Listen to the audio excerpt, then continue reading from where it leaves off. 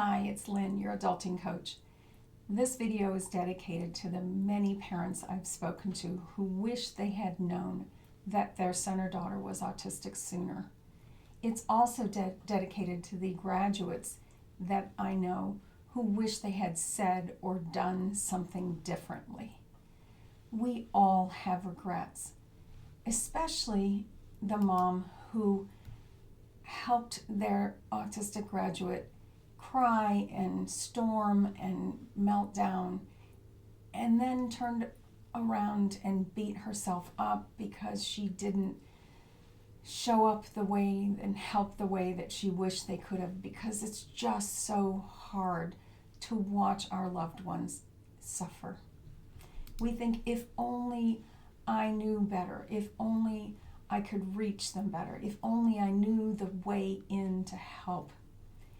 And we just feel that sad feeling of regret. Good to feel it. And here's a way to think about it that might be helpful. Regret can be a useful gift. It helps us to identify what's happening between where we are and where we'd like to be. That helps us really frame up the importance of what we want to know. And then when we also look at the gain, how far we've come, we can be inspired by how much better we are than we used to be. And that gives us the confidence to keep trying to level up all those skills in our life so that we do show up more and more often as the person that we want to be. We can start out with, my child is suffering. That's the situation. We're seeing the suffering. The thought is, I'm not good enough. And we have regret and we beat ourselves up and we're dissatisfied. That's the result of those beatings. We're dissatisfied and beating ourselves up over and over again and ruminating on how we're not the parent or the friend or the child, daughter, son that we really need to be. We can shift from that by thinking, okay, they are suffering. I'm showing up the best that I know how now. That helps to inspire an emotion of acceptance and noticing how far I've come and where I can get better. I can reflect more from the heart first and then from the head. So now I'm grateful for the regret because it informs me as to what I need to practice. Good to know. We feel that fear and take the wheel. We feel that feeling of regret in our bodies. That's where emotions come from, that vibration in our body. And then we take the wheel with our head, our logic, and we say, okay, what can we do next? How do I want to think about this now? And how has my past created the patterns that I use most often? And what can I learn from them? And what kind of compassion can I give my younger self so that I can move on and grow? I am going to borrow some wisdom from Daniel Pink, who wrote The Power of Regret. He suggests that there are 4 types of regrets that we have in life.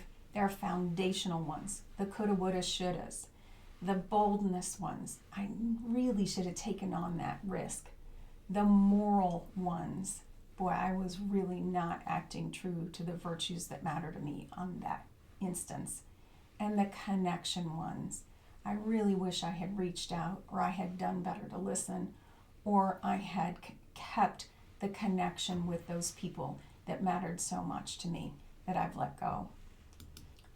Our regrets identify our values, what's important to us. It's really important for us to notice what we are regretting so that we can now transform it. He suggests we reframe it with self-compassion. Okay, you're doing the best you can, and now what are you going to do next? Talk about it with others. I really value the communities I'm in where I can write about the regrets that I have for not knowing about autism when I was younger. because there are so many autistic people in my family that I love, and I could have loved them better if I had known. We talk about that, and then we extract the lesson. Okay, well, the past is in the past. I can only go forward. I'm going to listen again more with my heart and then with my head, the love and the logic that will form the connections with the people that I love. Even Aristotle knew that, anybody can become angry. I'm just going to rephrase this quote.